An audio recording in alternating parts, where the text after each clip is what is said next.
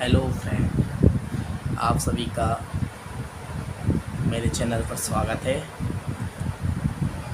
आज हम नई प्रश्नावली करने जा रहे हैं। हमने अपनी पिछली वीडियो में प्रश्नावली 1 और प्रश्नावली 2 की थी।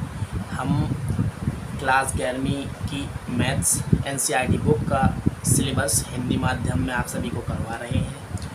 तो हमने पिछले वीडियो में प्रश्नावली 1.1, प्रश्नावली 1.2 की पूरा जितने भी प्रश्न थे सभी को करवाया है, ठीक है ना। एक एक प्रश्नों को कराया है, एक एक प्रश्नों को समझाया है। तो यदि आपने पिछली वीडियो नहीं देखी है तो प्लीज़ पिछली वीडियो देखें।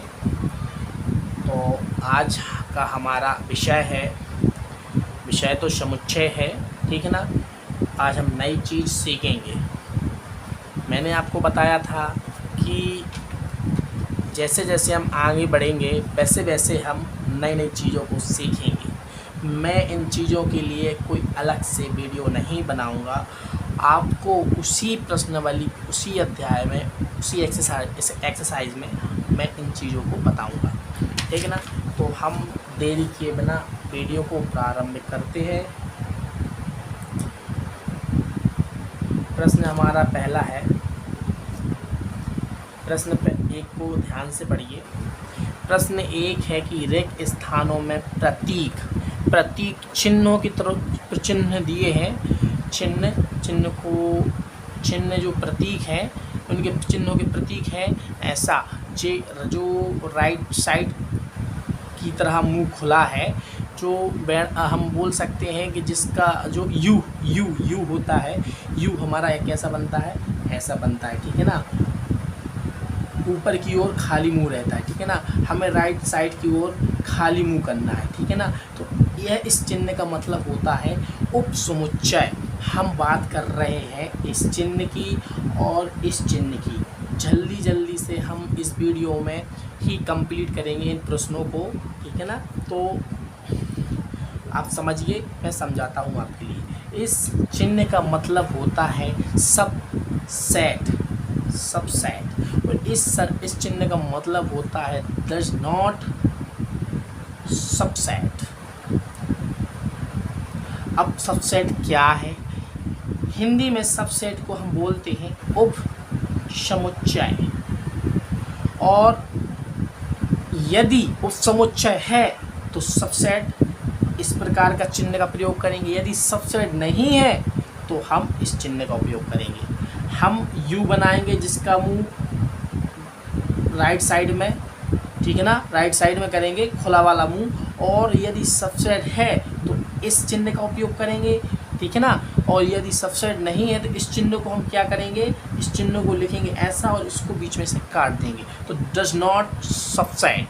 सबसेट का हिंदी में मतलब होता है उपसमुच्चय।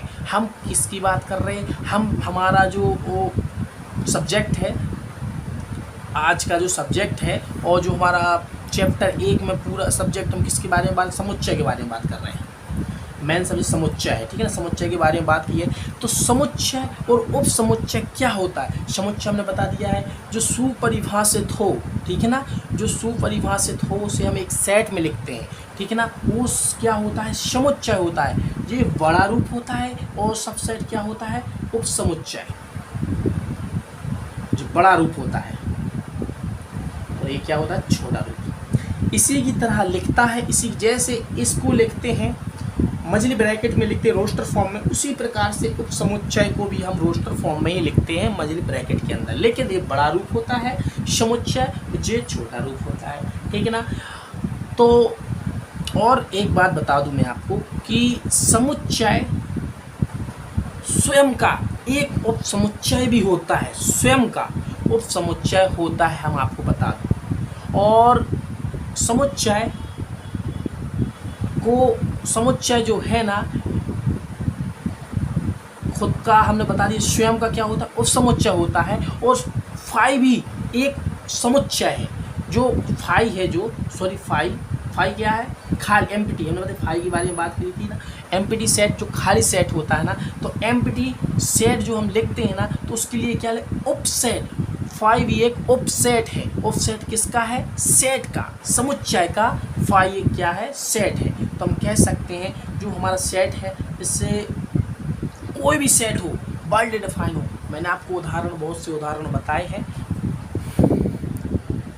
कोई भी सेट हो, किसकी भी बात करें, natural number, integer number, whole number, rational number, ठीक है ना, odd number, even number, prime number, किसी की भी बात करें, ठीक है ना, मैंने क्या बताया है, समुच्चय जो होता है बड़ा रूप होता है, ठीक है ना, उप समुच्चय छोटा रूप होता है। समुच्चय को मझले ब्रैकेट में भी लिखते हैं रोस्टर फॉर्म में, उसी प्रकार से उप समुच्चय को भी लिखते हैं, लेकिन इसका रूप बड़ा होता है, इसका रूप छोटा होता है। जैसे कि हम बताएं आपके लिए समुच्चय, एक हम कोई भी समुच्चय ले लें, सेट, इसको उदाहरण के आधार पे बता रहे हैं, ठीक है ना, उदाहरण के एक हमने एक सेट ले लिया, 5 तक की संख्या प्राकृतिक हमने इस सेट में ली है, और एक सेट हम इसका सबसेट बना रहे हैं। सबसेट का मतलब उप समुच्चय। तो उप समुच्चय हमने इसको बी मान लिया, तो उप समुच्चय कैसा होगा?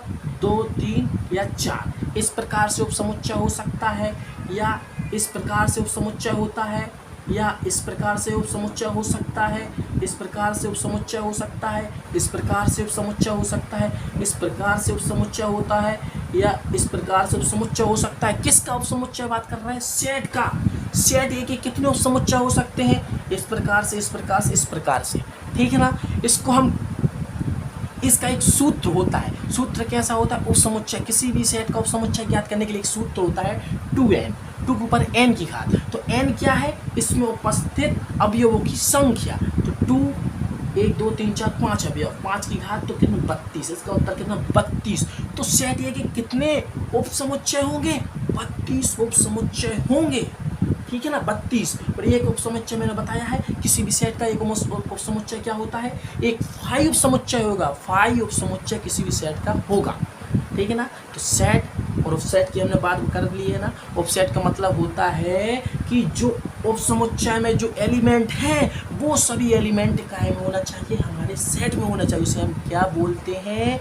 उसे हम बोलते हैं कि सबसेट। सबसेट का मतलब उप समुच्चय, सेट का उप समुच्चय, ठीक है ना। तो हम इसको कह सकते हैं, जो हमारा सेट ए है, हम बोल सकते हैं सेट ए, सॉरी, जो सेट बी है, सेट ए का हमारा उप समुच्चय है। बोल सकते हैं समुच्चय बी समुच्चय ए का उप समुच्चय है। समुच्चय ए का उप समुच्चय, क्योंकि इसके प्रत्येक एलिमेंट इसमें उपस्थित हैं। यदि इसमें उपस्थित एलिमेंट इसमें ना होते तो हम बोल सकते हैं कि जो हमारा समुच्चय बी है, समुच्चय ए का उप समुच्चय नहीं है। उप समुच्चय को उप समुच्चय नहीं है, इंग्लिश में क्या बोलते हैं? Does not subset. सबसेट नहीं है तो तब हम इसका उपयोग करते हैं, यदि सबसेट है तो इस चिन्ह का उपयोग करते हैं। तो इस वीडियो में सिर्फ इतना ही, मिलते हैं आगे की वीडियो में। आगे की वीडियो में हम 1.1 को करेंगे।